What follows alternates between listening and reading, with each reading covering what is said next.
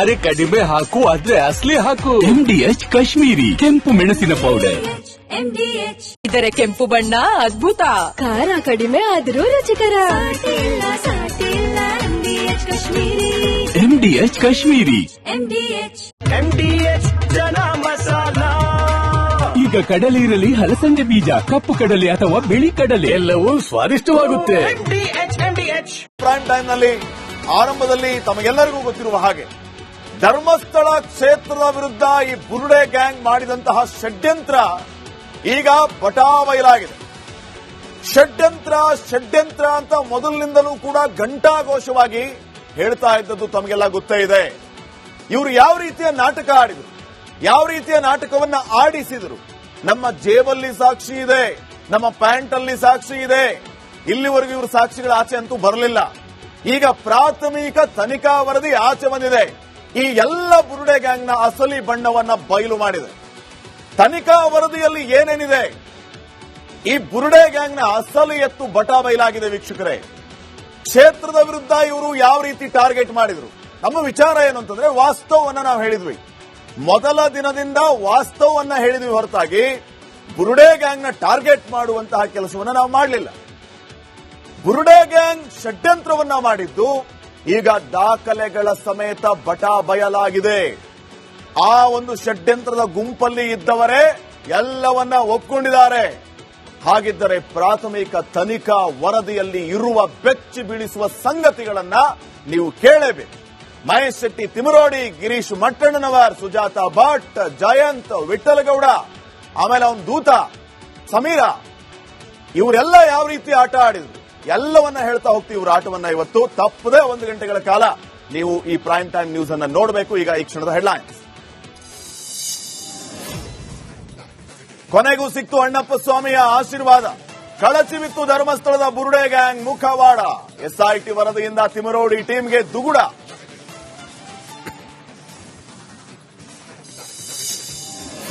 ಧರ್ಮಸ್ಥಳ ಷಡ್ಯಂತ್ರ ವಿಚಾರಕ್ಕೆ ಕೈ ಕಮಲ ಕದನ. ರಾಹುಲ್ ಗಾಂಧಿ ಮೇಲೆಯೇ ಬೆಲ್ಲದ್ಗೆ ಅನುಮಾನ. ಸದನದಲ್ಲಿ ಪ್ರಸ್ತಾಪಿಸಲು ಬಿಜೆಪಿ ತೀರ್ಮಾನ.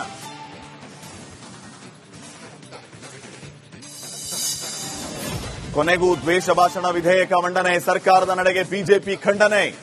ಸೋಮವಾರ ಪ್ರತಿಭಟನೆ ನಡೆಸಲು ಕೇಸರಿ ಸೇನೆ ಚಿಂತನೆ.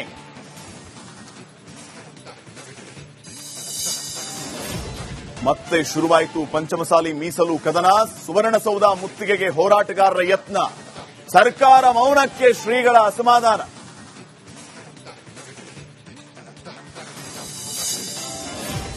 ತಿರುಪತಿಯಲ್ಲಿ ಮತ್ತೊಂದು ಹಗರಣ. ನಕಲಿ ದುಪಟ್ಟ ಕೊಟ್ಟವರ ಜೇಬು ಸೇರಿದೆ 54 ಕೋಟಿ ಹಣ. SIT ರಚಿಸಲು ಆಂಧ್ರ ಸರ್ಕಾರದ ತೀರ್ಮಾನ.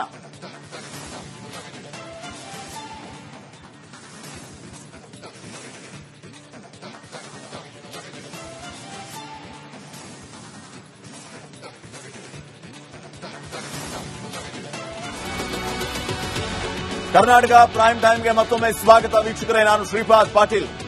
ಧರ್ಮಸ್ಥಳ ಪರಮ ಪವಿತ್ರ ಕ್ಷೇತ್ರದ ವಿರುದ್ಧ ಬುರುಡೆ ಗ್ಯಾಂಗ್ ಯಾವ ರೀತಿ ಷಡ್ಯಂತ್ರವನ್ನ ಮಾಡ್ತು ಅನ್ನುವಂಥದ್ದು ಇವತ್ತು ಅಫಿಷಿಯಲಿ ಬಹಿರಂಗವಾಗಿದೆ. ಇವರು ಹೇಳೋದೆಲ್ಲ ಸುಳ್ಳು. ಇವರು ಅವ್ರ ಪರವಾಗಿದ್ದಾರೆ, ಇವರು ಇವ್ರ ಪರವಾಗಿದ್ದಾರೆ, ಇವರು ಈ ರೀತಿ ಪರವಾಗಿರೋದಕ್ಕೆ ಬೇರೆ ರೀತಿ ವ್ಯವಸ್ಥೆ ಇದೆ ಅಂತ ಮಾತಾಡಿದವರೆಲ್ಲ ಈಗ ಉತ್ತರವನ್ನ ಕೊಡಲೇಬೇಕು. ಎಸ್ಪೆಷಲಿ ಬುರುಡೆ ಗ್ಯಾಂಗ್ ಈಗ ಮುಂದೆ ಬಂದು ಮಾತಾಡಬೇಕು. ಪ್ರಾಥಮಿಕ ತನಿಖಾ ವರದಿಯಲ್ಲಿ ಈ ಷಡ್ಯಂತ್ರ ಮಾಡಿದ ಬುರುಡೆ ಗ್ಯಾಂಗ್ನ ಅಸಲಿ ಎತ್ತು ಎಲ್ಲವೂ ಬಟಾ ಬಯಲಾಗಿದೆ. ಇವ್ರಿಗೇನಾದ್ರೂ ಮಾನ ಮರ್ಯಾದೆ ಅನ್ನುವಂಥದ್ದಿದ್ರೆ ಈಗ ಇವರು ಮುಂದೆ ಬರಬೇಕು. ಯಾವುದು ಸತ್ಯ, ನಿಮ್ಮ ಹತ್ರ ಇರುವಂತಹ ಸಾಕ್ಷಿಗಳನ್ನ ಈಗಲಾದ್ರೂ ಹೇಳಬೇಕು. ಸ್ವತಃ SIT ಪ್ರಾಥಮಿಕ ತನಿಖಾ ವರದಿಯನ್ನ ಕೋರ್ಟ್ಗೆ ಕೊಟ್ಟಿದೆ.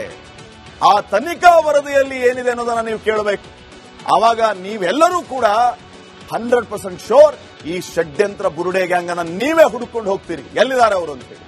ಯಾಕೇಳಿ, ಅವರ ಸಾಧನೆಯನ್ನ ನಿಮ್ಮ ಶೈಲಿಯಲ್ಲಿ ವರ್ಣನೆ ಮಾಡೋದಕ್ಕೆ ಒಂದು ವರದಿ ಇದೆ. ನೋಡ್ಕೊಂಡ್ಬನ್ನಿ, ಹೇಳ್ತೀನಿ ಮತ್ತೆ ಇವ್ರ ಕಥೆನ.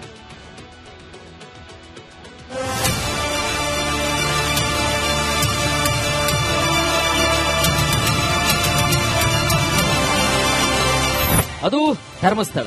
ಆ ಮಣ್ಣಿನಲ್ಲಿ ಇರೋದೆಲ್ಲ ಸತ್ಯ. ಆದರೆ ಅದೇ ಧರ್ಮಸ್ಥಳದ ವಿರುದ್ಧ ಶತಮುಟ್ಟಾಳರ ಪಡೆಯೊಂದು ಅಣು ಅಣುವು ವಿಷವನ್ನ ಕಾರ್ತಿತ್ತು. ಬುರುಡೆಯನ್ನು ಹಿಡಿದುಕೊಂಡು ಧರ್ಮಸ್ಥಳಕ್ಕೆ ಕಳಂಕ ಮೆತ್ತಲು ಬಂದು ಈಗ ಬೆತ್ತಲಾಗಿ ನಿಂತಿದ್ದಾನೆ.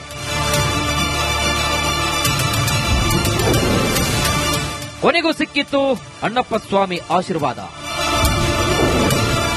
ಕಳಚೆಬೆತ್ತು ಷಡ್ಯಂತ್ರ ವೀರರ ಮುಖವಾಡ. ವಿಶೇಷ ತನಿಖಾ ತಂಡದ ತನಿಖಾ ವರದಿಯಲ್ಲಿ ಪಿತೂರಿ ಸಾಧಕನ ಬಟಾ ಬಯಲಾಗಿದ್ದು, ಧರ್ಮ ಗೆದ್ದು ಅಧರ್ಮ ಸೋಲಾಗಿದೆ. ಧರ್ಮಸ್ಥಳದ ವಿರುದ್ಧ ಬುರುಡೆ ಗ್ಯಾಂಗ್ ನಡೆಸಿದ ಷಡ್ಯಂತ್ರ ಎಸ್ಐಟಿ ಸಲ್ಲಿಸಿದ ಪ್ರಾಥಮಿಕ ತನಿಖೆಯಲ್ಲಿ ಸಾಬೀತಾಗಿದೆ.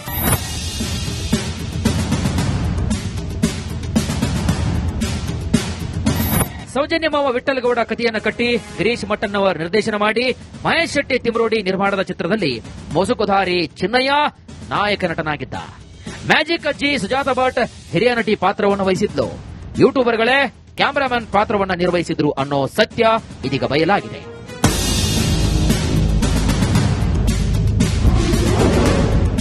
ಆರೋಪಿಗಳು ತನಿಖಾಧಿಕಾರಿಗಳು A1 Chinna alias Chinnayya, A2 Mahesh Shetty Thimarodi, A3 Girish Mattannavar, A4 Vittal Gowda, A5 Jayanth T, A6 Sujatha Bhat ಹೀಗಂತ ಪ್ರತ್ಯೇಕ ಚಾರ್ಜ್ ಶೀಟ್ ನಲ್ಲಿ ಸಲ್ಲಿಕೆ ಮಾಡಿದ್ದಾರೆ.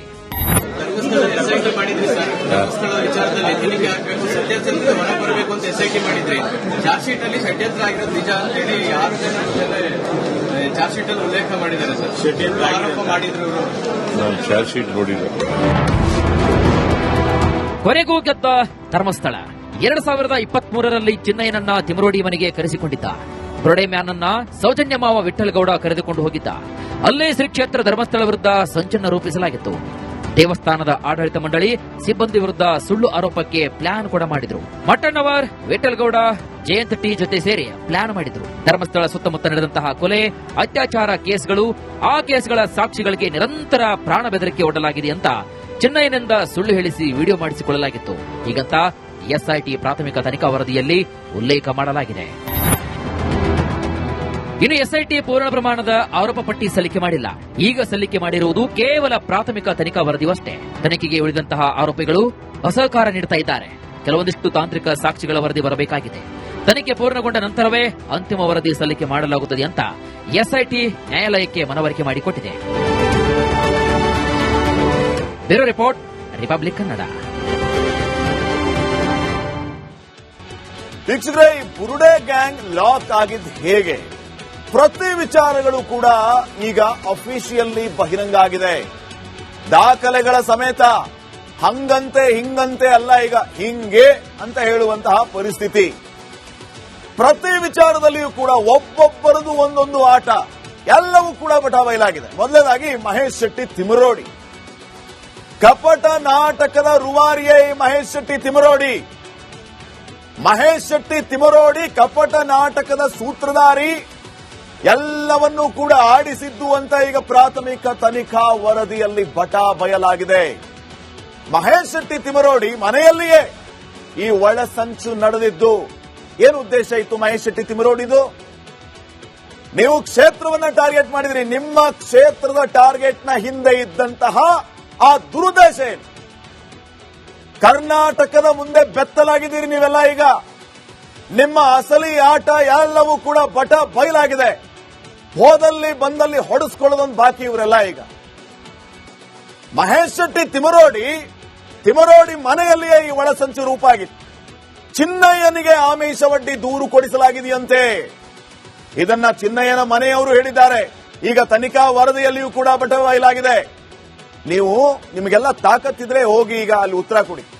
ತನಿಖಾ ವರದಿಯನ್ನ ಪ್ರಶ್ನೆ ಮಾಡಿ. ನೀವು ಯಾರು ಇವೆಲ್ಲ ವಿಚಾರಗಳನ್ನ ಹೇಳಿದಾರಲ್ಲ ಅವ್ರ ಮುಂದೆ ನೀವು ಪ್ರಶ್ನೆ ಮಾಡಿ. ನಾವು ಆಮಿಷ ಒಡ್ಡಿದ್ವಾ, ನಮ್ಮದು ಒಳಸಂಚ, ನಮ್ಮ ಮನೆಯಲ್ಲಿ ಒಳಸಂಚು ಮಾಡಿದ್ವಾ ಅಂತ ನೀವು ಹೋಗಿ ಪ್ರಶ್ನೆ ಮಾಡಿ ಅವ್ರನ್ನ. ಇದನ್ನು ನಾವು ಹೇಳ್ತಾ ಇರೋದಲ್ಲ, ಪ್ರಾಥಮಿಕ ತನಿಖಾ ವರದಿಯಲ್ಲಿ ಬಟಾ ಬಯಲಾಗಿದೆ. ನಿಮ್ಮ ಷಡ್ಯಂತ್ರದಲ್ಲಿ ಯಾರೆಲ್ಲ ಆರೋಪಿಗಳಿದ್ರಲ್ಲ ಅದರಲ್ಲಿರುವ ಕೆಲವು ಆರೋಪಿಗಳು ಇದನ್ನ ಸತ್ಯ ಅಂತ ಒಪ್ಕೊಂಡಿದ್ದಾರೆ. ಹೌದು, ಇವರೇ ಸಂಚು ರೂಪಿಸಿದ್ರು, ಇವರ ಮನೆಯಲ್ಲೇ ಸಂಚು ರೂಪಿಸಿದ್ರು, ಹೀಗೆ 10 ವಿಚಾರಗಳನ್ನ ಒಪ್ಕೊಂಡಿದ್ದಾರೆ ಅವರು. ಅದಕ್ಕೆ ಉತ್ತರ ಕೊಡಿ ಮಹೇಶ್ ಶೆಟ್ಟಿ ತಿಮರೋಡಿ. ಯಾವುದೋ ಬುರುಡೆ ಚಿನ್ನಯ್ಯ ಹೂತಿದ್ದ ಅಂತ ಬಿಂಬಿಸೋದಕ್ಕೆ ಪ್ರಯತ್ನ ಮಾಡಿದರಂತೆ. ಯಾವುದೋ ಬುರುಡೆಯನ್ನ ಚಿನ್ನಯ್ಯ ಹೂತಿದ್ದ ಅಂತ ಬಿಂಬಿಸೋದಕ್ಕೆ ಪ್ರಯತ್ನ ಮಾಡಿದ್ದವರು. ಯಾವುದೋ ಒಂದು ಬುರುಡೆಯನ್ನ ತೆಗೆಯೋದು, ಇದನ್ನ ಚಿನ್ನಯ್ಯನೇ ಹೂತಿಟ್ಟಿದ್ದ ಅಂತ ಅವನೇ ತೋರಿಸದಂತೆ, ಅದಕ್ಕೆ ಮಾಸ್ಟರ್ ಪ್ಲಾನ್ ಮಾಡಿದವರು ಇವರೆಲ್ಲ. ಅನನ್ಯ ಭಟ್ ಪಾತ್ರ ಸೃಷ್ಟಿಯ ಹಿಂದೆ ಇರೋದು ಇದೇ ತಿಮರೋಡಿನೇ. ಸುಜಾತಾ ಭಟ್ ಕಥೆ ಏನಾಯ್ತು, ಅನನ್ಯ ಭಟ್ ಕಥೆ ಏನಾಯ್ತು, ಎಲ್ಲ ಬುರುಡೆ ಗ್ಯಾಂಗ್ ಅಂತ ಸುಮ್ಮನೆ ಕರೀಲಿಲ್ಲ ನಾವು. ಅನನ್ಯ ಭಟ್ ಪಾತ್ರ ಸೃಷ್ಟಿಯ ಹಿಂದೆ ಈ ಮಹೇಶ್ ಶೆಟ್ಟಿ ತಿಮರೋಡಿ ಇರೋದು. ಸುಜಾತಾ ಭಟ್ ಒಪ್ಕೊಂಡ್ರು, ಅದನ್ನ ನಮ್ಮ ಸ್ಟುಡಿಯೋದಲ್ಲೇ ಒಪ್ಕೊಂಡ್ರು. ಎಲ್ಲ ಸುಳ್ಳು ನಾನು ಹೇಳಿದ್ದು ಅಂತ ಹೇಳಿ. ಇಲ್ಲದ ಅನನ್ಯ ಭಟ್ಟನ್ನ ಕರ್ಕೊಂಡು ಬಂದ ಮಹಾಭಾವ ಇವರೇ. ತಿಮರೋಡಿ ಮಾತನ್ನ ಕೇಳಿ ಮಗಳು ಕಾಣೆಯಾಗಿದ್ದಾಳೆ ಅಂತ ಸುಜಾತಾ ಕಂಪ್ಲೇಂಟ್ ಕೊಡ್ತಾರೆ. ಇದನ್ನ ಸ್ವತಃ ಸುಜಾತಾ ಒಪ್ಕೊಂಡಿದ್ದಾರೆ ರಿಪಬ್ಲಿಕ್ ಕನ್ನಡದ ಸ್ಟುಡಿಯೋದಲ್ಲಿ. ಸುಜಾತಾನ ಹೋಗಿ ನೀವು ಪ್ರಶ್ನೆ ಮಾಡಿ. ಸುಜಾತಾ ಈಗಾಗಲೇ, ಸುಜಾತಾ ಭಟ್ ನಿಮ್ಮೆಲ್ಲರ ಬಣ್ಣವನ್ನ ಬಯಲು ಮಾಡಿ ಆಗಿದೆ. ನೀವು ಆ ಅಜ್ಜಿನ ಹೋಗಿ ಕೇಳಿ ಯಾವ್ದು ಸತ್ಯ ಯಾವ್ದು ಸುಳ್ಳು ಅಂತ ಹೇಳ್ತಾರೆ ಅವರು. ಇದು ಮಹೇಶ್ ಶೆಟ್ಟಿ ತಿಮರೋಡಿಯ ಕತೆ. ಮಹೇಶ್ ಶೆಟ್ಟಿ ತಿಮರೋಡಿ ಎಕ್ಸ್ಪೋಸ್ ಆಗಿದ್ದಾರೆ. ಈಗ ನಾವು ಹೇಳೋದು ಸುಳ್ಳು ಅಂತಾದ್ರೆ ಪ್ರಾಥಮಿಕ ತನಿಖಾ ವರದಿಯನ್ನ ಚಾಲೆಂಜ್ ಮಾಡಿ. ನೀವು ಬುರುಡೆ ಗ್ಯಾಂಗ್ ಲಾಕ್ ಆಗಿದೆ, ಎಕ್ಸ್ಪೋಸ್ ಆಗಿದ್ದಾರೆ, ರಾಜ್ಯದ ಮುಂದೆ ಬೆತ್ತಲಾಗಿದ್ದಾರೆ. ಇನ್ನ ನೆಕ್ಸ್ಟ್ ಇನ್ನೊಬ್ಬ ಗಿರೀಶ್ ಮಟ್ಟಣ್ಣನವರ್. ಗಿರೀಶ್ ಮಟ್ಟಣ್ಣನವರು ಬಾಯ್ ಬಿಟ್ರೆ ನಮ್ಮ ಕಿಸೆಯಲ್ಲಿ ಸಾಕ್ಷಿ ಇದೆ, ನಮ್ಮ ಪ್ಯಾಂಟ್ ಅಲ್ಲಿ ಸಾಕ್ಷಿ ಇದೆ, ಅಲ್ಲಿ ಸಾಕ್ಷಿ ಇದೆ, ಇಲ್ಲಿ ಸಾಕ್ಷಿ ಇದೆ. ಫೇಸ್ಬುಕ್ ಅಲ್ಲಿ ಲೈವ್ ಬರೋದೇನು ಮಾತಾಡೋದೇನು. ಇವತ್ತು ಯಾಕೋ ಬರಲೇ ಇಲ್ಲ ಲೈವ್. ಪ್ರಾಥಮಿಕ ತನಿಖಾ ವರದಿ ಬಂದ ನಂತರ ಇದಕ್ಕೆ ಉತ್ತರ ಕೊಡಬೇಕಾಗಿತ್ತು. ಬರೀ ದಿಕ್ಕು ತಪ್ಪಿಸುವ ಕೆಲಸವೇ ಇವರದು. ವಿಠ್ಠಲ್ ಗೌಡನಿಂದ ಬಂಗ್ಲೆಗುಡ್ಡದಿಂದ ತಲೆ ಬುರುಡೆ ತರಿಸಿದ್ದು ಯಾರು? ದ ಒನ್ ಅಂಡ್ ಓನ್ಲಿ ಸಾಹೇಬರು. ಬೆಂಗಳೂರಿನ ಅಪಾರ್ಟ್ಮೆಂಟ್ ಅಲ್ಲಿ ಆ ಬುರುಡೆಯನ್ನ ಇಡಲಾಗಿತ್ತು. ತಲೆ ಬುರುಡೆಯನ್ನ ಜಯಂತ್ಗೆ ಕೊಟ್ಟು ದೆಹಲಿಗೂ ಕಳಿಸಿ ಆಯ್ತು. ದೆಹಲಿಗೂ ಕಳಿಸಿದ್ರಿ ಇವ್ರನ್ನ. ತಲೆ ಬುರುಡೆ ಅದು ಯಾವುದೋ ಸಿಕ್ಕಿದ್ದೊಂದು ತಲೆ ಬುರುಡೆನ ಚಿನ್ನಯ್ಯನೇ ಹೊತ್ತಿದ್ದು ಅಂತ ಬಿಂಬಿಸಿ ಅದನ್ನ ಗಿರೀಶ್ ಮಟ್ಟಣ್ಣವರ ಅಪಾರ್ಟ್ಮೆಂಟ್ಗೆ ತಂದು ಅಲ್ಲಿಂದ ದೆಹಲಿಗೆ ತಗೊಂಡೋಗಿ, ದೆಹಲಿಗೆ ಸರಿಯಾಗಿ ಹೇಳಿದ್ದಾರೆ ಅವ್ರ ಭಾಷೆಯಲ್ಲಿ, ಅದಕ್ಕೆ ಆ ತಲೆ ಬುರುಡೆ ವಾಪಸ್ ಬಂತು. ಮಹೇಶ್ ಶೆಟ್ಟಿ ತಿಮರೋಡಿ ಮನೆಗೆ ತಗೊಂಡೋದ್ರು. ತಲೆ ಬುರುಡೆ ಸಮೇತ ಸುಪ್ರೀಂ ಕೋರ್ಟ್ಗೆ ದೂರು ನೀಡೋದಕ್ಕೆ ಇವರು ಪ್ರಯತ್ನ ಪಟ್ಟರು. ಅದೇ ಬುರುಡೆಯನ್ನ ತಿಮರೋಡಿ ಮನೆಗೆ ತರಿಸಲಾಗಿತ್ತು. ಚಿನ್ನಯ್ಯನಿಗೆ ಸುಳ್ಳು ದೂರು ನೀಡುವಂತೆ ಹಣ ನೀಡಲಾಗಿತ್ತು ಅನ್ನೋಂಥ ವಿಚಾರವೂ ಕೂಡ ಗೊತ್ತಾಗಿದೆ. ವೀಕ್ಷಕರೇ ನೋಡಿ, ಇವರು ಕ್ಷೇತ್ರವನ್ನ ಟಾರ್ಗೆಟ್ ಮಾಡಿದ್ದು, ಅದಕ್ಕೆ ಸಂಚು ರೂಪಿಸಿದ್ದು, ಇವರ ಉದ್ದೇಶ ಏನಾಗಿತ್ತು ಎಲ್ಲವೂ ಕೂಡ ಬಟಾಬಯಲಾಗಿದೆ. ಏನ್ ಸಿಕ್ತು ನಿಮಗೆ? ಯಾವ ಉದ್ದೇಶವನ್ನ ಇಟ್ಕೊಂಡು ಈ ರೀತಿ ನೀವು ಸಂಚು ರೂಪಿಸಿದ್ರಿ? ನೋಡಿ, ಆರಂಭದಿಂದ ಒಂದು ವೀಕ್ಷಕರ ಗಮನಕ್ಕೆ ನಾನು ಈಗಲೂ ತರೋದಕ್ಕೆ ಬಯಸ್ತೀನಿ. ಸೌಜನ್ಯ ಸಹೋದರಿಗೆ ನ್ಯಾಯ ಸಿಗಲೇಬೇಕು. ಅದರ ಮುಂಚೂಣಿಯಲ್ಲಿ ನಾವು ಕೂಡ ಇದ್ದೀವಿ. ರಿಪಬ್ಲಿಕ್ ಕನ್ನಡ ಯಾವಾಗಲೂ ಮುಂಚೂಣಿಯಲ್ಲಿ ನಿಲ್ಲುತ್ತೆ. ಸೌಜನ್ಯ ಸಹೋದರಿಗೆ ನ್ಯಾಯ ಸಿಗಬೇಕು ಅನ್ನುವಂಥ ವಿಚಾರದಲ್ಲಿ. ಆದ್ರೆ ಇಂಥ ಕಪಟ ನಾಟಕ ಮಾಡುವಂತವರು, ಈ ರೀತಿ ಷಡ್ಯಂತ್ರವನ್ನ ರೂಪಿಸಿ ತಮ್ಮ ಬೇಳೆಯನ್ನ ಬೇಯಿಸಿಕೊಳ್ಳುವಂತವರಿಗೆ ಪಾಠ ಕಲಿಸಬೇಕಲ್ವಾ? ಸೌಜನ್ಯ ವಿಚಾರದಲ್ಲಿ ಇವ್ರು ಏನೆಲ್ಲ ವಿಚಾರಗಳನ್ನ ಹೇಳಿದ್ರು? ಧರ್ಮಸ್ಥಳ ಕ್ಷೇತ್ರವನ್ನ ಟಾರ್ಗೆಟ್ ಮಾಡಿದ್ದರ ಹಿಂದೆ ಇದ್ದ ಇವರ ದುರುದ್ದೇಶ ಏನು? ಎಲ್ಲವೂ ಬಟಾಬಯಲಾಗಿದೆ. ಆ ಸಹೋದರಿಗೆ ನ್ಯಾಯ ಸಿಗಬೇಕು, ಸಿಗಲಿ. ಯಾರು ತಪ್ಪು ಮಾಡಿದ್ದಾರೋ ಅಂತವ್ರನ್ನ ಒದ್ದು ಒಳಗೆ ಹಾಕಲಿ, ಮುಲಾಜೆ ಬೇಡ. ಆದ್ರೆ ಇವರು ಆಡಿದಂತ ಆಟಗಳಿದೆಯಲ್ಲ, ರಾಜ್ಯದ ಮುಂದೆ ಇವತ್ತು ಬಟಾಬಯಲಾಗಿದೆ. ಚಿನ್ನಯ್ಯಗೆ ಸುಳ್ಳು ದೂರು ನೀಡುವಂತೆ ಹಣ ನೀಡುವಂತ ವಿಚಾರ, ಹಣ ಕೊಟ್ಟಿದ್ರು ಅಂತ ಅವರ ಮನೆಯವರು ಈಗಾಗಲೇ ಒಪ್ಕೊಂಡಿದ್ದಾರೆ. ಸುಳ್ಳು ದೂರು ಕೊಡಿಸೋದ್ರಲ್ಲಿ ಮಟ್ಟಣ್ಣನವರ ಪಾತ್ರ ದೊಡ್ಡದು. ಇವರೆಲ್ಲ ಆತ್ಮಾವಲೋಕನ ಮಾಡ್ಕೋಬೇಕು ಕುತ್ಕೊಂಡು, ಏನಾದ್ರೂ ಆತ್ಮ ಅನ್ನುವಂಥದ್ದು ಇದ್ದರೆ. ಸುಜಾತಾ ಮಗಳ ಕತೆ ಸೃಷ್ಟಿ ಹಿಂದೆಯೂ ಕೂಡ ಇದೆ, ಗಿರೀಶ್ ಮಟ್ಟಣ್ಣವರ ಕೈವಾಡ ಇದೆ ಅನ್ನುವಂಥ ವಿಚಾರವು ಪ್ರಾಥಮಿಕ ತನಿಖಾ ವರದಿಯಿಂದ ಗೊತ್ತಾಗಿದೆ. ಈಗ ಇವರೆಲ್ಲರೂ ಕೂಡ ಎಕ್ಸ್ಪೋಸ್ ಆಗಿದ್ದಾರೆ. ಈಗಲಾದ್ರೂ ನಿಮ್ಮ ಹತ್ರ ಏನ್ ಸಾಕ್ಷಿಗಳಿವೆ ಅನ್ನೋದನ್ನ ಜನರ ಮುಂದೆ ಇಡಿ, ಅಥವಾ ಹೋಗಿ ಮುಚ್ಚಿದ ಲಕೋಟಿಯಲ್ಲಿ ಕೊಡ್ತಿರೋ ಅಥವಾ ತೆರೆದ ಲಕೋಟಿಯಲ್ಲಿ ಕೊಡ್ತಿರೋ ಕೊಡಿ. ಯಾವುದು ಇಲ್ಲ ಅಂತಂದ್ರೆ ಸುಮ್ಮನೆ ಯಾಕೆ ಮಾತಾಡಬೇಕು? ನಿಮ್ಗೆ ಯಾರು ಹೇಳೋರು ಕೇಳೋರಿಲ್ವಾ? ಇಂಥವರ ಹೆಡೆಮುರಿ ಕಟ್ಟಬೇಕು ಅಂತ ಬಿಜೆಪಿ ಆಗ್ರಹಿಸಿದೆ. ಸರ್ಕಾರವು ಈಗಾಗಲೇ ಹೇಳಿದೆ, ಯಾರು ತಪ್ಪಿತಸ್ಥರೋ ಅಂತವರ ವಿರುದ್ಧ ಮುಲಾಜಿಲ್ಲದೆ ಕ್ರಮ ತಗೋತೀವಿ ಅಂತ. ಇದೇ ಇವರಿಗೆಲ್ಲ ಮಾರಿ ಹಬ್ಬ ಮುಂದೆ. ಈಗ ನೆಕ್ಸ್ಟ್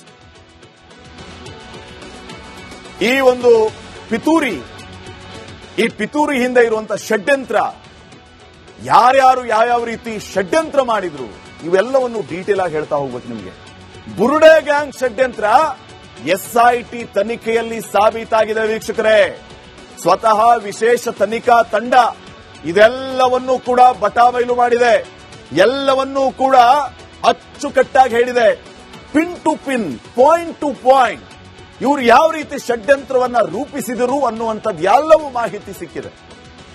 ಧರ್ಮಸ್ಥಳಕ್ಕೆ ಕಳಂಕ ಮೆತ್ತೋದಕ್ಕೆ ಬಂದವರೇ ಬೆತ್ತಲಾಗಿ ಹೋದ್ರು. ಧರ್ಮಸ್ಥಳ ಕ್ಷೇತ್ರವನ್ನ ಟಾರ್ಗೆಟ್ ಮಾಡಿಕೊಂಡು ಮಂಜುನಾಥ ಸ್ವಾಮಿಯ ಬಗ್ಗೆ ಏನೇನೋ ಮಾತಾಡಿ ಎಲ್ಲ ಬೆತ್ತಲಾಗಿದ್ದಾರೆ. ಇವರ ಅಸಲಿಯತ್ ಎಲ್ಲವೂ ಕೂಡ ಬಟಾಬೈಲಾಗಿದೆ. ಬಹಳ ದಿನ ಹೋಗ್ಲೇ ಇಲ್ಲ. ಎಲ್ಲ ಕೂಡ ಹಾಲಿಂದು ಹಾಲಿಗೆ, ನೀರಿಂದು ನೀರಿಗೆ ಅಂತಾರಲ್ಲ, ಹಂಗಾಗೋಯ್ತು ಇವ್ರ ಕತೆ. ಪಿತೂರಿ ಬಟಾಬೈಲಾಯ್ತು. ಧರ್ಮ ಗೆದ್ದು ಅಧರ್ಮಕ್ಕೆ ಸೋಲಾಗಿದೆ. ಯಾವುದು ಧರ್ಮ ಅನ್ನೋದಾದ್ರೂ ಗೊತ್ತಾಗ್ಲಿ. ಅಸಲಿ ಗಟ್ಟಿಯಾಗಿ ನಿಂತ್ಕೊಳ್ಳಿ ನೀವು. Hit and run, hit and run, hit and run. Chinnayya, Thimarodi, Girish Mathannanavar, Jayanth, Vittal Gowda, Sujatha Bhat ಅಪರಾಧ ಕೃತ್ಯದಲ್ಲಿ ಶಾಮೀಲಾಗಿರುವಂತಹ ವಿಚಾರ ಅಧಿಕೃತವಾಗಿ ಪ್ರಾಥಮಿಕ ತನಿಖಾ ವರದಿಯಲ್ಲಿ ಬಟಾಬೈಲಾಗಿದೆ. ಆಮಿಷಕ್ಕೊಳಗಾಗಿ ಸುಳ್ಳು ಹೇಳಿದ್ದು A1 ಆರೋಪಿ ಚಿನ್ನಯ್ಯ ಅಂತ ಗೊತ್ತಾಗಿದೆ. ದುಡ್ಡು ಕೊಡ್ತಾರೆ ಅಂದ್ರೆ ಏನ್ ಬೇಕಾದ್ರೂ ಮಾಡಬಹುದಾ? ಚಿನ್ನಯ್ಯ ಆಮಿಷಕ್ಕೊಳಗಾಗಿ ಸುಳ್ಳು ಹೇಳಿದ್ದು. ಇಲ್ಲಿ ಈ ಗ್ಯಾಂಗ್ ಇಲ್ಲ ಸಲ್ಲದ ಆಮಿಷಗಳನ್ನ ಒಡ್ಡಿ ಚಿನ್ನಯ್ಯನನ್ನ ಬಳಸಿಕೊಂಡಿದ್ದು ಕೂಡ ಬಟಾಬೈಲಾಗಿದೆ. ಚಿನ್ನಯ್ಯನನ್ನ ಲಿಟ್ರಲಿ ಇವರು ಬಳಸಿಕೊಂಡಿದ್ದು.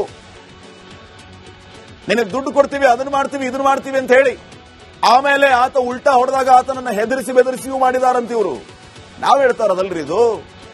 ಅವ್ರ ಮನೆಯವರೇ ಬಂದು ನಮ್ಮ ಸ್ಟುಡಿಯೋದಲ್ಲಿ ಕುತ್ಕೊಂಡು ಗಳಗಳ ಹತ್ತರು, ಕಣ್ಣೀರ್ ಹಾಕಿದ್ರು, ಹಿಂಗ್ ಮಾಡಿದ್ರು ಹಂಗ್ ಮಾಡಿದ್ರು ಅಂತ ಅವ್ರ ಹೆಂಡತಿನೇ ಹೇಳಿದ್ರು, ಅವ್ರ ಅಕ್ಕನೇ ಹೇಳಿದ್ರು. ಇನ್ನೂ ಏನ್ ಬೇಕು ನಿಮ್ಗೆ? ಲಕ್ಷ ಲಕ್ಷ ಹಣ ಪಡೆದು ಬುರುಡೆ ಕಥೆಯನ್ನ ಕಟ್ಟಿದ್ದು ಚಿನ್ನಯ್ಯ. ಶವ ಹೂತಿದ್ದೇನೆ ಅಂತ ಸುಳ್ಳು ಹೇಳಿಸಿದ್ದು ಈ ಆರೋಪಿಗಳು. ಈತ ಹೇಳಿದ ಜಾಗದಲ್ಲಿ ಸಿಕ್ಕಿದ್ದೇನು ನಿಮಗೆಲ್ಲ ಗೊತ್ತೇ ಇದೆ. ಇನ್ನ ಈ ವಿಠ್ಠಲ್ ಗೌಡ ಮೊದಲಿನಿಂದಲೂ ಕೂಡ ಪರಿಚಯ ಹೊಂದಿದ್ದು ಈ ಚಿನ್ನಯ್ಯನಿಗೆ. ತಿಮರೋಡಿ ಮನೆಗೆ ಚಿನ್ನಯ್ಯನನ್ನ ಕರೆದೊಯ್ದಿದ್ದೇ ಈ ವಿಠ್ಠಲ್ ಗೌಡ. ಶವ ಹೂತಿದ್ದಾಗಿ ಚಿನ್ನಯ್ಯನಿಂದ ಸುಳ್ಳು ಹೇಳಿಸಿ ವಿಡಿಯೋ ರೆಕಾರ್ಡ್ ಕೂಡ ಮಾಡುವಂತ ಕೆಲಸ ಇವರಿಂದ ಆಗಿದೆ. ನಿಮ್ಮ ಉದ್ದೇಶ ನ್ಯಾಯ ಕೊಡಿಸೋದಾಗಿದ್ದರೆ, ಸತ್ಯವನ್ನ ಆಚೆ ತರೋದಾಗಿದ್ರೆ ಇವುಗಳನ್ನೆಲ್ಲ ರೆಕಾರ್ಡ್ ಮಾಡಿಟ್ಕೊಂಡು ಕುತ್ಕೊಳ್ಳೋ ಅಗತ್ಯ ಏನಂತೂ? ಕಳ್ಳನ ಮನಸ್ಸು ಹುಳ್ಳುಳಿಗೆ ಅಂತ ಚಿನ್ನಯ್ಯನಿಗೆ ಬುರುಡೆ ಕೊಟ್ಟು ಪೊಲೀಸರಿಗೆ ದೂರು ಕೊಡಿಸಿದ್ರಿ ಇವರು. ಜಡ್ಜ್ ಮುಂದೆ ಚಿನ್ನಯ್ಯ ಹೇಳಿಕೆ ಕೊಡುವಂತೆ ಪ್ರೇರೇಪಿಸಿದ್ದು ಇದೇ ಟೀಮ್. ನಾನೇ ಬುರುಡೆ ಹೂತಿದ್ದೆ ಅಂತ ಅಸತ್ಯ ನುಡಿದಿದ್ದ ಈ ಚಿನ್ನಯ್ಯ ಈಗ ಈತನಿಗೆ ಪಶ್ಚಾತ್ತಾಪ ಆಗ್ತಾ ಇದೆ. ಎಲ್ಲರೂ ಗೊಳೋ ಅಂತ ಅಳ್ತಾ ಇದ್ದಾರೆ ನಮ್ಮ ಸ್ಟುಡಿಯೋಗಳಿಗೆ ಬಂದು. ಮಾಡೋವಾಗೆಲ್ಲ ಮಾಡಿ ಈಗ ಕಣ್ಣೀರ್ ಹಾಕಿ ನಮ್ ತಪ್ಪಾಯ್ತು ಅಂತ ಕೇಳಿದ್ರೆ ನೀವು ಮಾಡಿದಂಥದ್ದು ಎಂತ ತಪ್ಪು? ನೀವೆಲ್ಲ ಆತ್ಮಾವಲೋಕನ ಮಾಡ್ಕೋಬೇಕೊಮ್ಮೆ. ಚಿನ್ನಯ್ಯ, ಸುಜಾತಾ ಭಟ್ಟು, ಆಮೇಲೆ ಈ ಬುರುಡೆ ಗ್ಯಾಂಗು, ಅವ್ರ ಮನೆಯವರು ಕುತ್ಕೊಂಡು ಆತ್ಮಾವಲೋಕನ ಮಾಡ್ಕೋಬೇಕು. ಈ ಕಣ್ಣೀರ್ ಹಾಕಿದ್ರೆ ಏನ್ ಬಂತು ಭಾಗ್ಯ? ಯಾರೋ ದುಡ್ಡು ಕೊಡ್ತಾರೆ ಅಂದ್ರೆ ಏನ್ ಬೇಕಾದ್ರೂ ಮಾಡೋದಕ್ಕೆ ರೆಡಿನಾ ನೀವೆಲ್ಲ? ನೀವು ಮಾಡಿದ ಎಂತ ತಪ್ಪು? ಇದನ್ನ ಆತ್ಮಾವಲೋಕನ ಮಾಡಿಕೊಳ್ಳಿ. ಅತ್ಯಾಚಾರಕ್ಕೀಡಾದ ಶವಗಳನ್ನ ಹೂತಿರೋದಾಗಿ ಸುಳ್ಳು ಹೇಳಿದ್ದು ಈ ಚಿನ್ನಯ್ಯ ಅಂಡ್ ಟೀಮ್. ನ್ಯಾಯಾಧೀಶರ ಮುಂದೆಯೂ ಕತೆ ಕಟ್ಟಿದ್ದ ಆರೋಪಿ ಚಿನ್ನಯ್ಯ. ಈ ಎಲ್ಲವೂ ಕೂಡ ಈಗ ಬಟಾಬಯಲಾಗಿದೆ. ಇದು ಅಂತೆ ಕಂತೆ ಅಲ್ಲ. ಪ್ರಾಥಮಿಕ ತನಿಖಾ ವರದಿ, ಐ ರಿಪೀಟ್, ಪ್ರಾಥಮಿಕ ತನಿಖಾ ವರದಿಯನ್ನ ಏನು SIT ಟೀಮ್ ಕೋರ್ಟಿಗೆ ಕೊಟ್ಟಿದೆಯಲ್ಲ, ಅದರಲ್ಲಿ ಇವರ ಬಟಾಬಯಲಾಗಿರುವಂತದ್ದು ಪಿತೂರಿ, ಷಡ್ಯಂತ್ರ, ಕಪಟ ನಾಟಕ ಎಲ್ಲವೂ ಕೂಡ ಆಚೆಯಾಗಿದೆ. ಸೊ ರಾಜ್ಯದ ಮುಂದೆ ಈ ಷಡ್ಯಂತ್ರದ, ಈ ಪಿತೂರಿಯ, ಈ ಬುರುಡೆ ಗ್ಯಾಂಗ್ ಬೆತ್ತಲಾಗಿದೆ. Welcome back. ಹಿರಿಯ IPS ಅಧಿಕಾರಿ ಅಲೋಕ್ ಕುಮಾರ್ಗೆ ಮುಂಬಡ್ತಿ, ಪ್ರಮೋಷನ್ ಆಗಿದೆ. ADGPಯಿಂದ DGP ಆಗಿ ಬಡ್ತಿಯನ್ನ ನೀಡಿದೆ ರಾಜ್ಯ ಸರ್ಕಾರ. ಬಡ್ತಿ ನೀಡಿ ಕಾರಾಗೃಹ ಇಲಾಖೆಯ DGP ಆಗಿ ವರ್ಗಾವಣೆ. ಕಾರಾಗೃಹ ಇಲಾಖೆಯಿಂದ ADGP ಬಿ ದಯಾನಂದ್ ವರ್ಗಾವಣೆ. ಪೊಲೀಸ್ ತರಬೇತಿ ಇಲಾಖೆಯ ADGP ಆಗಿ ವರ್ಗಾವಣೆಯಾಗಿರೋದು. ಅಲೋಕ್ ಕುಮಾರ್ಗೆ ಬಡ್ತಿಯನ್ನು ನೀಡಿದ ಕಾರಣಕ್ಕೆ ವರ್ಗಾವಣೆ. ಹಿರಿಯ IPS ಅಧಿಕಾರಿ ಅಲೋಕ್ ಕುಮಾರ್ಗೆ ಮುಂಬಡ್ತಿಯಾಗಿದೆ.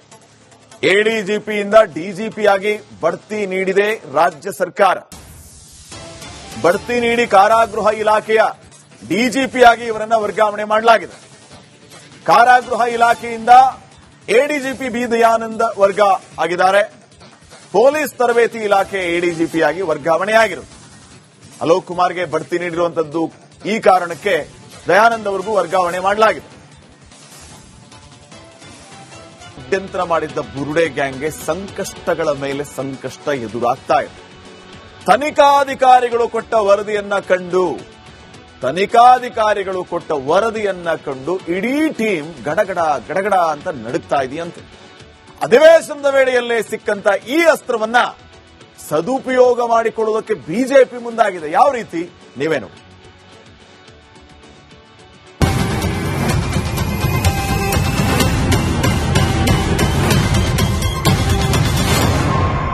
ಧರ್ಮಸ್ಥಳ ವಿರುದ್ಧದ ಬುರುಡೆ ಪ್ರಕರಣಕ್ಕೆ ಇಂದು ದೊಡ್ಡ ಟ್ವಿಸ್ಟ್ ಸಿಕ್ಕಿದೆ. ಪ್ರಕರಣದ ಕೇಂದ್ರವಾಗಿದ್ದ ಇಡೀ ಬುರುಡೆ ಗ್ಯಾಂಗ್ ಅಸಲಿಯತ್ತು ಬಯಲಿಗೆ ಬಂದಿದೆ. ಇದು ಅಧಿವೇಶನದ ಹೊತ್ತಲ್ಲಿ ಬಿಜೆಪಿಗೆ ಹೊಸ ಅಸ್ತ್ರ ಕೊಟ್ಟಂತಾಗಿದೆ.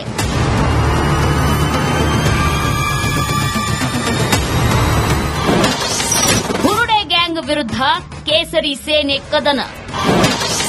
ಅಧಿವೇಶನದಲ್ಲಿ ಹೋರಾಟಕ್ಕೆ ಬಿಜೆಪಿ ತೀರ್ಮಾನ. ಧರ್ಮಸ್ಥಳ ಬುರುಡೆ ಕೇಸ್ನಲ್ಲಿ ಹೊರಬರ್ತಿರೋ ಸತ್ಯ ಸಂಗತಿಗಳು ಒಂದೊಂದಲ್ಲ. ಬುರುಡೆ ಗ್ಯಾಂಗ್ನ ಅಸಲಿಯತ್ತು ಬಯಲಾಗಿ ಬಿ ಗ್ಯಾಂಗ್ನ ಸದಸ್ಯರಿಗೆ ಜೈಲ್ ಫಿಕ್ಸ್ ಅನ್ನೋದು ಕನ್ಫರ್ಮ್ ಎನ್ನುವಂತಾಗಿದೆ.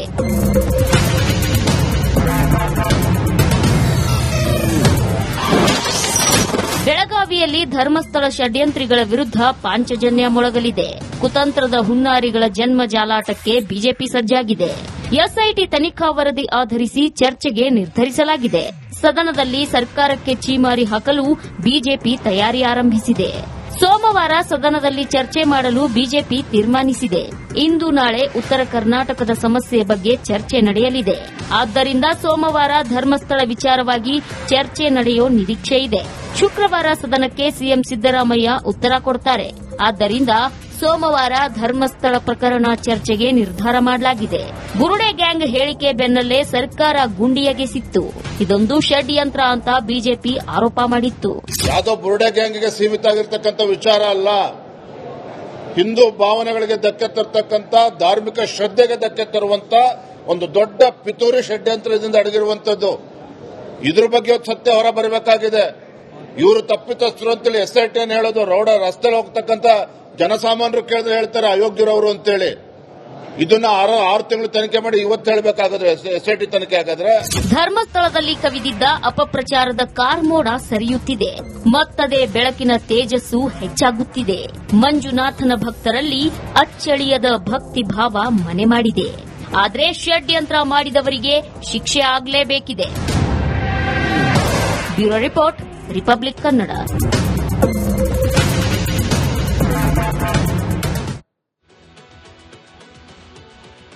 ನೋಡಿ, ಈ ಎಲ್ಲ ವಿಚಾರಗಳಿಗೆ ಕಾರಣೀಕರ್ತ ಆದವನು ಯಾರು? ಆತನನ್ನ ಮರೆತರೆ ಹೇಗೆ? ಈ ಸಂದರ್ಭದಲ್ಲಿ ಆತನ ಬಗ್ಗೆ ಹೇಳಿಲ್ಲ ಅಂತಂದ್ರೆ ಹೇಗೆ? ದೊಡ್ಡದಾಗಿ ಡಿಸ್ಕ್ಲೇಮರ್ ಹಾಕಿ ಯಾರೋ ಹೇಳಿದಂತ ವಿಚಾರಗಳನ್ನ ಸತ್ಯ ಅನ್ನೋ ರೀತಿಯಲ್ಲಿ ಹೇಳಿ ಮುಂದೆ ಅದು ಏನು ಅಂತ ಗೊತ್ತಾಗಿ ಚೀತೂ ಅಂತ ಉಗಿಯೋದಕ್ಕೆ ಆರಂಭ ಮಾಡಿದ ಮೇಲೆ ಡಿಲೀಟ್ ಮಾಡಿದಂತಹ ಮಹಾನುಭಾವನ ಬಗ್ಗೆ ಹೇಳಬೇಕು. ಎಂಡಿ ಸಮೀರ್, ಮೊಹಮ್ಮದ್ ಸಮೀರ್, ಈತ ಒಂದು ವಿಡಿಯೋ ಹಾಕಿದ. ದೂತ ಹಲವು ರೀತಿಯ ವಿಚಾರಗಳನ್ನು ಪ್ರಸ್ತಾಪ ಮಾಡಿದ. ಈತ ಹೇಳಿದಂತಹ ವಿಚಾರಗಳು ಏನಾಗಿತ್ತು? ಈತ ವಿಡಿಯೋಗಳಲ್ಲಿ ಪ್ರಸ್ತಾಪ ಮಾಡಿದಂತಹ ವಿಚಾರಗಳು ಅದಾದ ನಂತರ ಅದು ಎಲ್ಲ ಕಡೆ ಸ್ಪ್ರೆಡ್ ಆಗಿತ್ತು. ಯಾವ ರೀತಿ ವ್ಯೂಸ್ ಅದಕ್ಕೆ, ಯಾವ ರೀತಿ ಕತೆ ಏನು, ಇದಕ್ಕೂ ಒಂದು ರೀತಿಯ ಗ್ಯಾಂಗ್ ಕೆಲಸ ಮಾಡಿತ್ತು ಅನ್ನುವಂತ ಮಾತುಗಳು ಕೇಳಿ ಬಂತು. ಈ ರೀತಿ ವಿಡಿಯೋ ಮಾಡಕ್ಕೆ, ಈ ರೀತಿ ಸ್ಪ್ರೆಡ್ ಮಾಡಕ್ಕೆ ಫಾರಿನ್ ಫಂಡಿಂಗ್ ಇತ್ತು ಅನ್ನುವಂತಹ ಮಾತುಗಳು ಕೇಳಿ ಬಂದ್ವು. ಯಾರು ಈ ಮೊಹಮ್ಮದ್ ಸಮೀರ್? ಬಳ್ಳಾರಿ ಮೂಲದ ಮುಸ್ಲಿಂ ಯುವಕ ಈ ಮೊಹಮ್ಮದ್ ಸಮೀರ್. ಧರ್ಮಸ್ಥಳದ ಬಗ್ಗೆ ಮಾತಾಡಿ ರಾತ್ರೋರಾತ್ರಿ ಫೇಮಸ್ ಆದ. ಅದಕ್ಕಿಂತ ಮುಂಚೆ ಹಿಂಗೆ ಒಬ್ಬ ಸಮೀರ್ ಅಂತ ಇದ್ದಾನೆ, ಒಂದು ದೂತ ಅಂತಿದೆ, ಯಾವನಿಗೂ ಗೊತ್ತೇ ಇರಲಿಲ್ಲ. ಯೂಟ್ಯೂಬ್ ಚಾನೆಲ್ ದೂತದಲ್ಲಿ ಈತ ವಿಡಿಯೋ ಹಾಕಿದ್ದ. Who are serial killers of Dharmasthala ಅಂತ ಹೇಳಿ ಅದಕ್ಕೊಂದು ಟೈಟಲ್ ಅನ್ನ ಕೊಟ್ಟು ಮಾತಾಡಿದ್ದೇನು, ಕತೆ ಹೇಳಿದ್ದೇನು, ಅದಕ್ಕೆ ಸಮರ್ಥನೆ ಮಾಡಿಕೊಳ್ಳೋದಕ್ಕೆ ಇವರ ಹತ್ರ ಏನೂ ಇಲ್ಲ. ಪುಂಗಿದ್ದೇ ಪುಂಗಿದ್ದು. ಆ ಶೀರ್ಷಿಕೆಯ 23 ನಿಮಿಷ 52 ಸೆಕೆಂಡ್ಗಳ ವಿಡಿಯೋ ಅಪ್ಲೋಡ್ ಮಾಡಿದ್ದು ಇದೇ ಸಮೀರ್. ಆ ವಿಡಿಯೋ 31 ಲಕ್ಷಕ್ಕೂ ಹೆಚ್ಚು ವ್ಯೂಸ್ಗಳನ್ನ ಪಡೆಯಿತು. 100 ಶವ ಹೂತಿಟ್ಟಿದ್ದಾರೆ ಅಂತ ಇದೇ ಸಮೀರ್ ಆರೋಪಿಸಿದ್ದ. ಎಲ್ಲಿ ಹೋದ್ವು ಆ 100 ಶವ? ಈತ ವಿಡಿಯೋ ಅಪ್ಲೋಡ್ ಮಾಡಿದ ಮೇಲೆ ಅವೇ ನಡ್ಕೊಂಡು ಬೇರೆ ಕಡೆ ಹೋಗ್ಬಿಟ್ವಾ? ಇದೀಗ ಸಮೀರ್ಗೆ ಅದೇ ವಿಡಿಯೋ ಶಾಪ ಆಗಿದೆ. ವಿಚಾರಣೆಗೆ ಕರೆದ ಸಂದರ್ಭದಲ್ಲಿ ಈತ ಬರಲಿಲ್ಲ. 2-3 ದಿನ ಬಿಟ್ಟು ಬಂದ, ವೇಟ್ ಮಾಡ್ದ. ಈತನ ಹತ್ರ ಸಾಕ್ಷಿ ಇದ್ರೆ, ಈತ ಹೇಳಿದ್ದೆಲ್ಲ ಸತ್ಯ ಆಗಿದ್ದರೆ ಆ ವಿಡಿಯೋನ ಈತ ಡಿಲೀಟ್ ಮಾಡಿದ್ಯಾಕೆ? ವಿಚಾರಣೆಗೆ ಬರೋದಕ್ಕೆ ಹಿಂದೆ ಮುಂದೆ ನೋಡಿದ್ಯಾಕೆ? ಈತ ಪುಂಗಿದಂತಹ ಪುರಾಣ ಸುಳ್ಳು ಅಂತ ಗೊತ್ತಾದ ಮೇಲೆ ಲಾಪತ. ಈತನೇ ಬಂದು ಹೇಳ್ಕೊಂಡ, ಮತ್ತೊಂದು ವಿಡಿಯೋ ಮಾಡಿ, ನನಗೆ ಹಂಗಾಗ್ತಾ ಇದೆ, ನನಗೆ ಹಿಂಗಾಗ್ತಾ ಇದೆ, ನನಗೆ ಬಾಡಿಗೆ ಮನೆ ಸಿಗ್ತಾ ಇಲ್ಲ. ನೀನು ಮಾಡಿದಂತಹ ಸಾಧನೆಗೆ ಬಂದು ಸನ್ಮಾನ ಮಾಡಬೇಕಾಗಿತ್ತ? ನಿನಗೆ ನೀನ್ ಹೇಳಿದ ಸತ್ಯ ಆಗಿದ್ರೆ ಓಡ್ ಹೋಗಬಾರ್ದಾಗಿತ್ತು ಸಮೀರ. ಇದ್ದು ಎದುರಿಸಬೇಕಾಗಿತ್ತು ಎಲ್ಲವನ್ನ. ಈಗ ನಿನ್ನ ಅಣ್ಣತಮ್ಮಂದ್ರು ಎಲ್ಲಾ ವಿಚಾರಗಳು ಗೊತ್ತಾಗಿದೆ.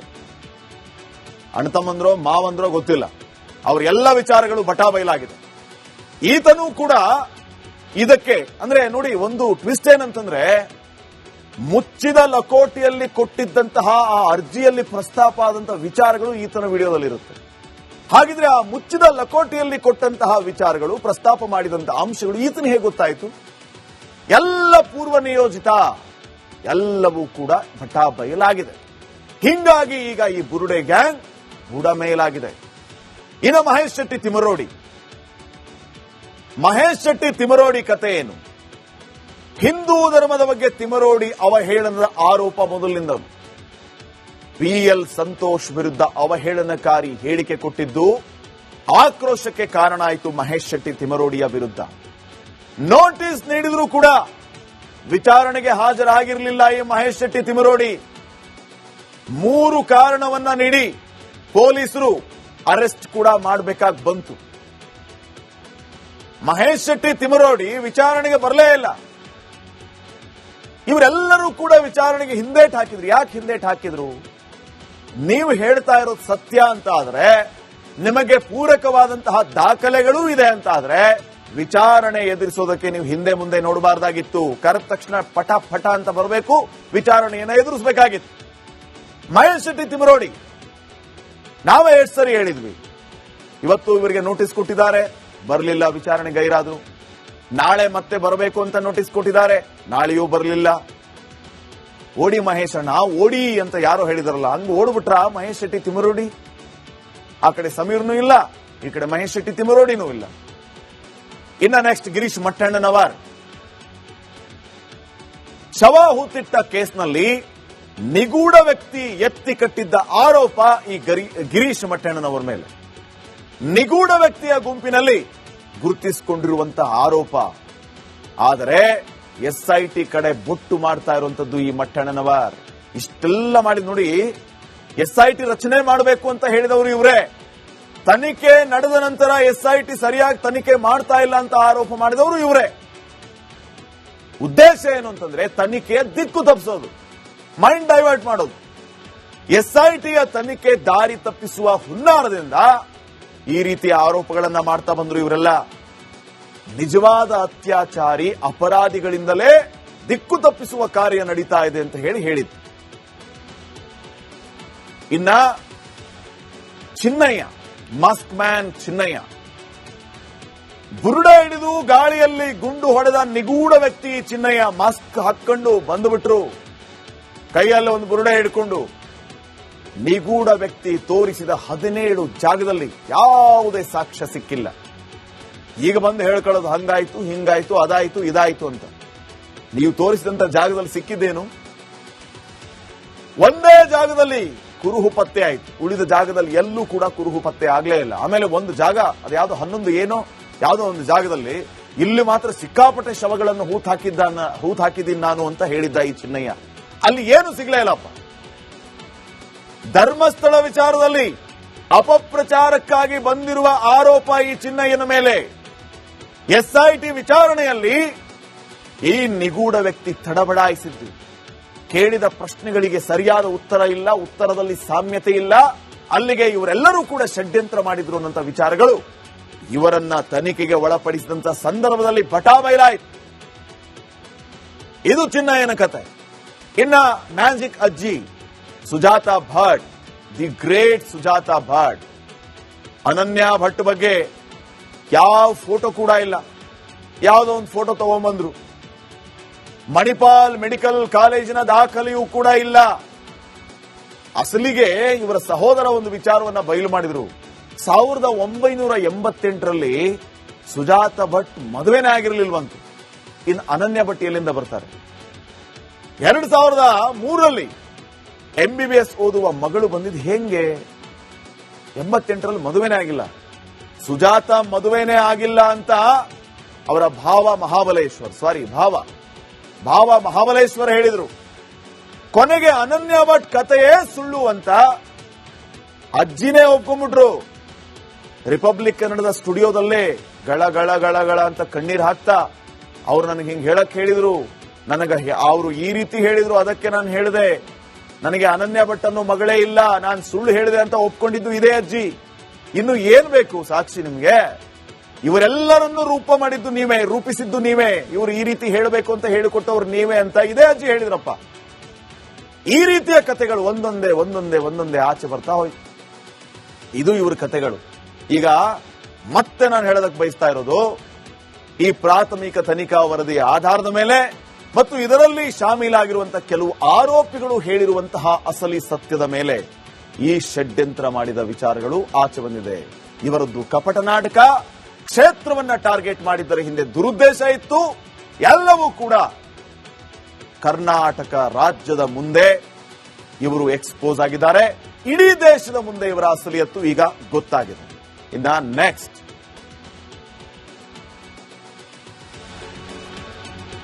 ಬುರುಡೆ ಗ್ಯಾಂಗ್ ವಿಚಾರಕ್ಕೆ ಸಂಬಂಧಪಟ್ಟಂಗೆ ಪತ್ರಕರ್ತ ವಸಂತ್ ಗಿಳಿಯಾರ್ ಮಾತಾಡಿದ್ದಾರೆ, ನೋಡ್ಕೊಂಡ್ಬಂದು. ಧರ್ಮಸ್ಥಳ ಕೇಸ್ ಪ್ರಕರಣಕ್ಕೆ ಮೆಗಾ ಟ್ವಿಸ್ಟ್ ಒಂದು ಸಿಗ್ತಾ ಇದೆ. SIT ವರದಿಯನ್ನ ಸಬ್ಮಿಟ್ ಮಾಡ್ತಾ ಇದೆ. ಧರ್ಮಸ್ಥಳದ ಪರವಾಗಿ ಸತತವಾಗಿ ಹೋರಾಟವನ್ನ ಮಾಡ್ಕೊಂಡು ಬಂದಂತಹ ವಸಂತ್ ಗಿಳಿಯಾರ್ ನಮ್ಮ ಜೊತೆ ಇದ್ದಾರೆ. ಅವ್ರನ್ನ ಮಾತನಾಡಿಸ್ತಾ ಹೋಗ್ತೀನಿ. ಸರಿಗ ಸತತವಾಗಿ ಹೋರಾಟ ಅದಾದ ಬಳಿಕ ಈಗ SIT ಇಂದ ಸರ್ಕಾರಕ್ಕೆ ವರದಿ, ಯಾರು ದೂರನ್ನ ಕೊಟ್ಟಿದ್ರು ಅವರ ಮೇಲೆ ದೂರನ್ನ SIT ನೀಡ್ತಾ ಇದೆ. ಏನ್ ಹೇಳ್ತೀರಾ ಇದ್ರ ಬಗ್ಗೆ? ನಾವು ಇದನ್ನ ಮೊದಲೇ ಹೇಳಿದೀವಿ, ಮತ್ತೆ ಡೇ ಒನ್ ಇಂದಲೂ ಹೇಳಿದೀವಿ. ನಾವು ಸತ್ಯವನ್ನ ಹೇಳ್ತಲೇ ಬಂದವರು. ಆ ಸತ್ಯ ನಮ್ಗೆ ಗೊತ್ತಿತ್ತು. ಇವತ್ತು ಜಗಜ್ಜಾಹೀರಾಗಿದೆ. ಇನ್ನಷ್ಟು ಸತ್ಯ ಕೂಡ ಹೊರಗೆ ಬರುತ್ತೆ. ಆದ್ರೆ ಸತ್ಯಮೇವ ಜಯತೆ ಎನ್ನುವ ಪದಕ್ಕೆ ಶಕ್ತಿ ಬರಬೇಕಾದ್ರೆ ಇವರೆಲ್ಲ ಬುರುಡೆ ಗ್ಯಾಂಗ್ನವರು ಜೈಲ್ ಪಾಲಾಗಬೇಕು. ಆಮೇಲೆ ಬೇಲ್ ತಗಂತಾರ, ಬೇಲ್ ಮೇಲೆ ಹೊರಗಡೆ ಬರ್ತಾರ, ಅದು ಬೇರೆ ವಿಷಯ.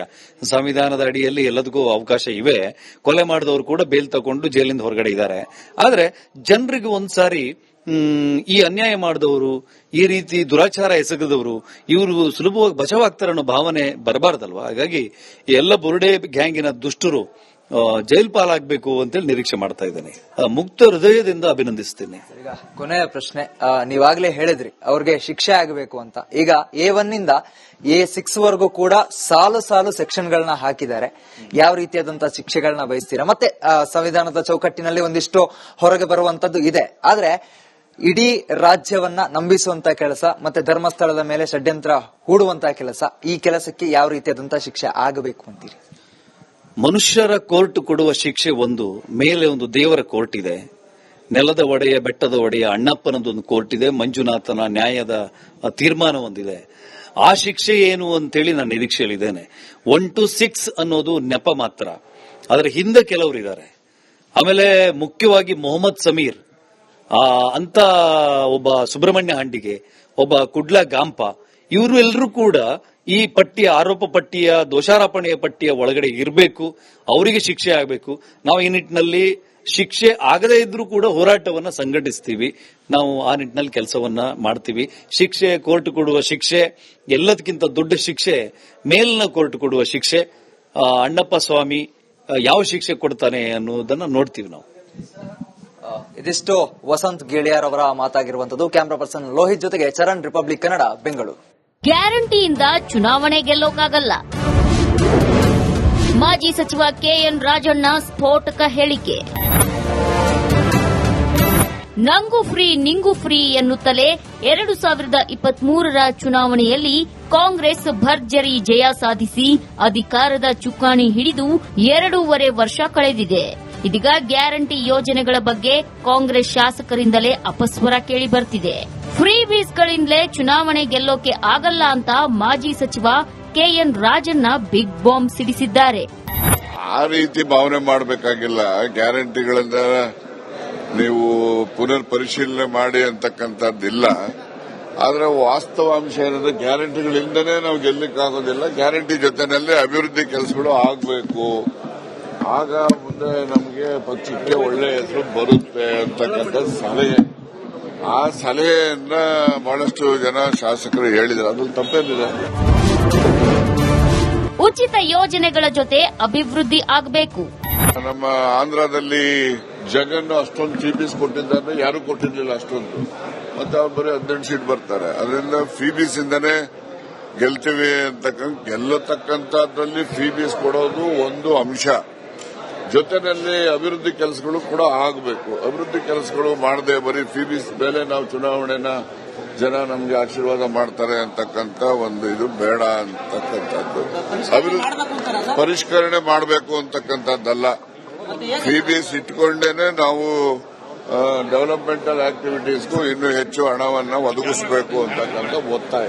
ಶಾಸಕಾಂಗ ಸಭೆಯಲ್ಲಿ ಕಾಂಗ್ರೆಸ್ ಅವರೆಲ್ಲ ಹೇಳ್ತಾ ಇದ್ದಾರೆ, ಎಂಎಲ್ಎಗಳು ಗ್ಯಾರಂಟಿ ಬೇಡ, ರಸ್ತೆ ಕೊಡಿ, ಆಸ್ಪತ್ರೆ ಕೊಡಿ, ಶಾಲೆ ಕೊಡಿ, ಮನೆಗೆ ನೀರು ಕೊಡಿ. ಇದು ಅಂದ್ರೆ ಅರ್ಥ ಆಯ್ತಲ್ಲ ನಿಮ್ ಯೋಗ್ಯತೆ ಏನು ಅಂತ ಹೇಳಿ. ಚುನಾವಣೆ ಗೆಲ್ಲಕ್ಕೆ ಗ್ಯಾರಂಟಿ. ಈಗ ಅಭಿವೃದ್ಧಿ ಇಲ್ಲದೆ ಇಡೀ ರಾಜ್ಯ ಹಾಳೆದ್ದೋಗಿರೋ ರಸ್ತೆ, ಇಡೀ ಉತ್ತರ ಕರ್ನಾಟಕದಲ್ಲಿ ನೀವೆಲ್ಲೇ ಹೋಗಿ. ನಾಯಕತ್ವ ಬದಲಾವಣೆ ಬಗ್ಗೆ ಚರ್ಚೆ ಮಾಡುವಂತಿಲ್ಲ. ಈಗಾಗಲೇ ಎಐಸಿಸಿಯಿಂದ ಸ್ಪಷ್ಟ ಮಾಡಿದ ಅಧ್ಯಕ್ಷರು, ನಾಯಕತ್ವದ ಬದಲಾವಣೆ ಬಗ್ಗೆ ಯಾರೇ ಮಂತ್ರಿ ಇರಲಿ, ಶಾಸಕ ಇರಲಿ, ಇನ್ನೊಬ್ರು ಇರಲಿ, ಯಾರು ಕೂಡ ಅದ್ರ ಬಗ್ಗೆ ಚರ್ಚೆನೂ ಮಾಡಬಾರ್ದು, ಪ್ರಸ್ತಾಪನೂ ಮಾಡಬಾರ್ದು ಅಂತಕ್ಕಂಥದ್ದು. ಹಾಗಾಗಿ ನಾಯಕತ್ವದ ವಿಚಾರದಲ್ಲಿ ಯಾವುದೇ ಪ್ರಸ್ತಾಪನೂ ಇಲ್ಲ, ಯಾವುದೇ ಚರ್ಚೆನೂ ಇಲ್ಲ. ಗ್ಯಾರಂಟಿ ಯೋಜನೆಗಳ ಭರವಸೆ ಕೊಟ್ಟು ಬಳಿಕ ಅಧಿಕಾರಕ್ಕೆ ಬಂದ ಬಳಿಕ ಸಿದ್ದರಾಮಯ್ಯ ಸರ್ಕಾರ ಅಭಿವೃದ್ಧಿ ಕೆಲಸಗಳಿಗೆ ಅನುದಾನ ನೀಡುತ್ತಿಲ್ಲ ಎಂಬ ಆರೋಪ ಕೇಳಿಬಂದಿದೆ. ಇದನ್ನೇ ಅಸ್ತ್ರವಾಗಿಸಿಕೊಂಡಿರೋ ಬಿಜೆಪಿಗರು ರಾಜ್ಯ ಸರ್ಕಾರದ ವಿರುದ್ಧ ಮುಗಿಬಿದ್ದಿದ್ದಾರೆ. Bureau report, Republic Kannada. ಅಧಿವೇಶನದಲ್ಲಿ ಇವತ್ತು ಸಿಎಂ ಕುರ್ಚಿ ಕದನದ ಬಗ್ಗೆ ಸ್ವಾರಸ್ಯಕರ ಚರ್ಚೆ ನಡೆಯಿತು. ಸಿಎಂ ಡಿಸಿಎಂ ಮಧ್ಯದ ಸಮರ ನೋಡಿ ಆರ್ ಅಶೋಕ್ ಕಾಂಗ್ರೆಸ್ನ ಕಾಲೆಳೆದು ಅದಕ್ಕೆ ಕೈಪಡೆ ಉತ್ತರ ಕೊಡಲಾಗದೆ ಒದ್ದಾಡುವಂತಹ ಪರಿಸ್ಥಿತಿ ನಿರ್ಮಾಣ ಆಗಿದೆ.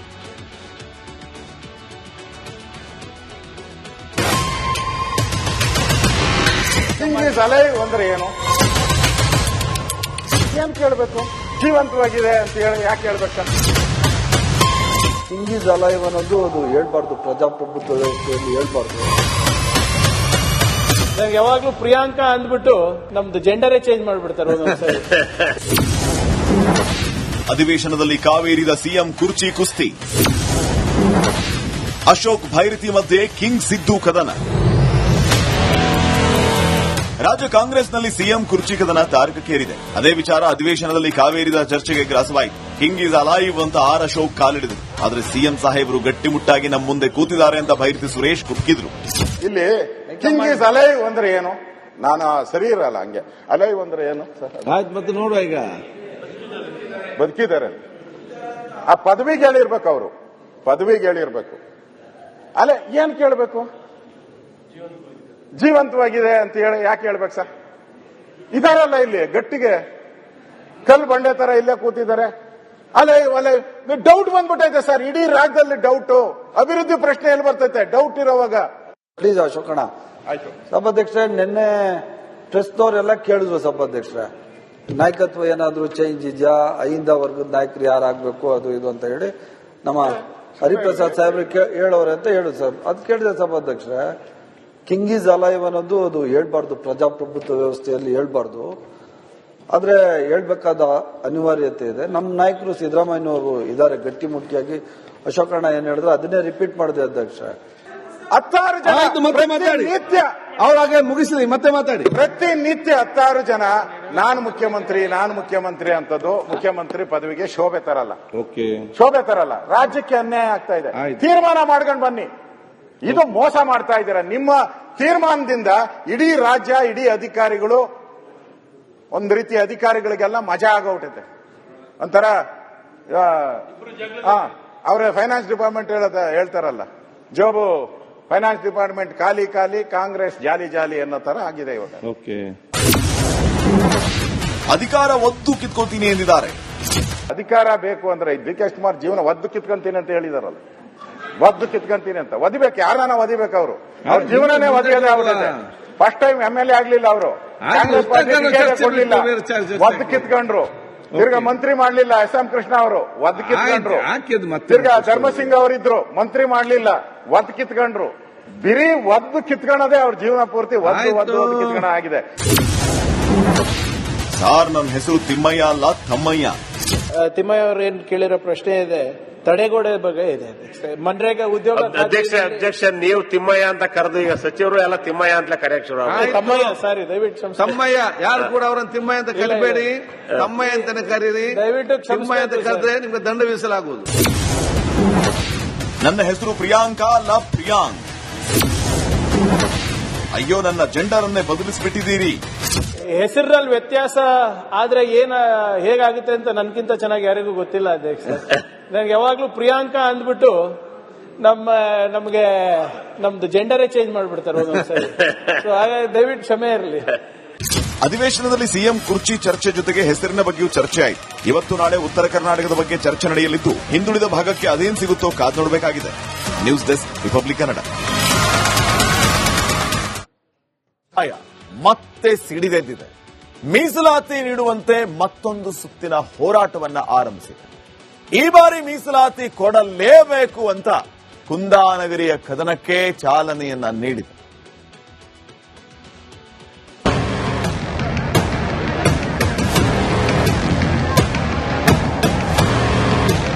ರಾಜ್ಯದಲ್ಲಿ ಮತ್ತೊಮ್ಮೆ ಮೀಸಲಾತಿ ಕದನ ಶುರುವಾಗಿದೆ. ಪಂಚಮಸಾಲಿ ಲಿಂಗಾಯತ ಸಮುದಾಯ ಸಿಡಿದೆದ್ದಿದೆ. ಕಳೆದ ವರ್ಷದ ಡಿಸೆಂಬರ್ 10ರಂದು ನಡೆದಿದ್ದ ಲಾಠಿ ಚಾರ್ಜ್ ಘಟನೆ ಖಂಡಿಸಿ ಲಿಂಗಾಯತ ಪಂಚಮಸಾಲಿ ದೌರ್ಜನ್ಯ ದಿನಾಚರಣೆಯನ್ನ ಇಂದು ಹಮ್ಮಿಕೊಳ್ಳಲಾಗಿತ್ತು. ಕುಂದಾನಗರಿಯಲ್ಲಿ ಪಂಚಮಸಾಲಿ 2A ಕದನ. ಬೆಳಗಾವಿ ಸುವರ್ಣಸೌಧ ಮುತ್ತಿಗೆಗೆ ಯತ್ನ. ಗಾಂಧಿ ಭವನದಿಂದ ಸುವರ್ಣ ವಿಧಾನಸೌಧದವರೆಗೆ ಮೌನ ಪ್ರತಿಭಟನಾ ರ್ಯಾಲಿ ಉದ್ದೇಶಿಸಲಾಗಿತ್ತು. ಬಸವಜಯ ಮೃತ್ಯುಂಜಯ ಶ್ರೀ, ಯತ್ನಾಳ್, ಸಿಸಿ ಪಾಟೀಲ್, ಅರವಿಂದ್ ಬೆಲ್ಲದ್ ಸೇರಿದಂತೆ ಹಲವು ನಾಯಕರು ಸಾಥ್ ಕೊಟ್ಟರು. ಆದರೆ ವಿಧಾನಸೌಧ ಮುತ್ತಿಗೆಗೆ ತೆರಳುತ್ತಿದ್ದ ಹೋರಾಟಗಾರರನ್ನ ಪೊಲೀಸರು ಸಂಗೊಳ್ಳಿ ರಾಯಣ್ಣ ವೃತ್ತದಲ್ಲಿ ವಶಕ್ಕೆ ಪಡೆದರು.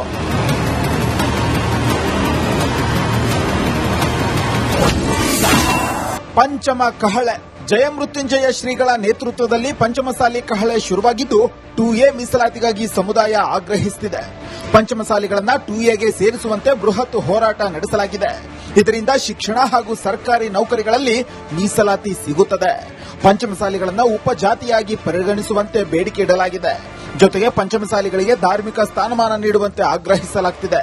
ಆ ಮೂಲಕ ಸಮುದಾಯದ ಅಭಿವೃದ್ಧಿಗೆ ಅನುದಾನ ನೀಡುವಂತೆ ಬೇಡಿಕೆ ಇಡಲಾಗಿದೆ. ದಪ್ಪ ಚರ್ಮದ ಸರ್ಕಾರ, ಹಿಂದೂ ವಿರೋಧಿ ಸರ್ಕಾರ, ಮೇಲ್ವರ್ಗದ ಜನರ ವಿರೋಧಿ ಸರ್ಕಾರ. ಈ ಸರ್ಕಾರದ ವಿರುದ್ಧ ನಿರಂತರವಾಗಿ ಹೋರಾಟ ಮಾಡ್ತೇವೆ. 1 ವರ್ಷದ ಹಿಂದೆ ಅಮಾಯಕವಾಗಿ